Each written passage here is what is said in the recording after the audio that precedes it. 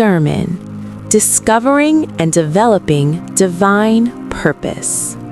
Beloved, today I want to speak to you about something deeper than success, something greater than money, something more important than fame. I want to speak to you about divine purpose. Many people are alive, but they are not truly living. They wake up every morning, go through routines, chase goals, but deep inside, something still feels missing. That missing piece is purpose. You were not created accidentally. You were not born by mistake. You are not a product of chance. You were created on purpose for a purpose. And until you discover and develop that purpose, life will always feel incomplete. Divine purpose is God's original intention for your life. It is heaven's assignment for your existence. Purpose is not just your job. Purpose is not your certificate. Purpose is not even your talent alone. Those are tools. Purpose is the assignment. Before you were formed in your mother's womb, God already knew why you would exist. Your days were written. Your impact was designed. Purpose is not invented. Purpose is discovered. That is why people can have money and still feel empty. They achieved success but missed assignment. When purpose is unknown, abuse is inevitable. Now let us look at Jesus. In John chapter 6, verse 38, Jesus said, "For I came down from heaven not to do my own will, but the will of him who sent me." Jesus understood something powerful. He was sent. He did not live to please himself. He lived to fulfill assignment. Even Jesus had desires. Even Jesus felt pressure. Yet he chose purpose over pleasure, assignment over comfort, God's will over self-will. Romans chapter 15, verse 3 says, "Even Christ did not please himself." Beloved, if Jesus did not please himself, who are we to think purpose can be fulfilled through self-centered living? Purpose begins where self ends. God reveals purpose, but man must respond.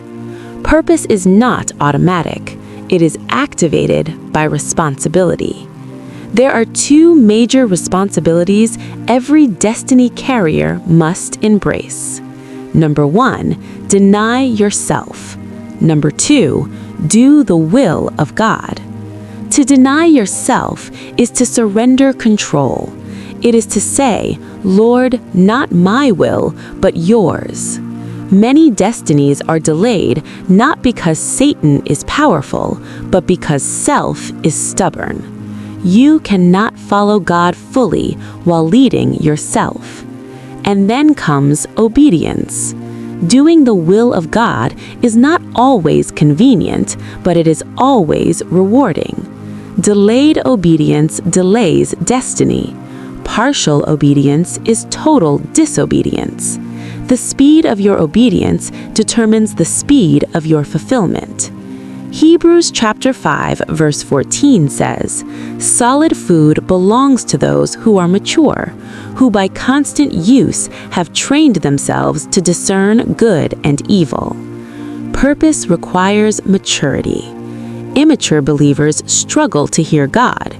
Immature believers confuse emotions for direction. But maturity sharpens discernment. As you grow spiritually, your purpose becomes clearer. As you grow in discipline, direction becomes stronger. Growth is not optional. It is essential for destiny.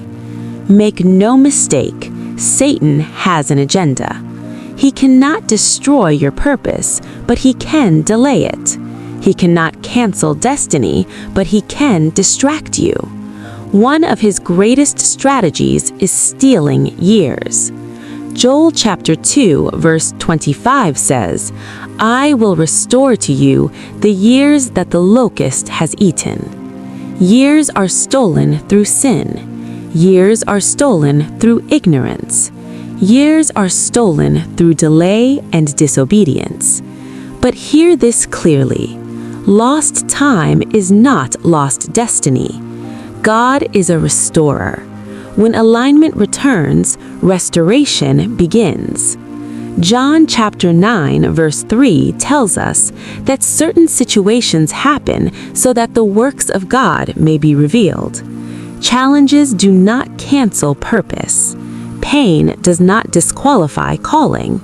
Sometimes adversity is the womb where purpose is born.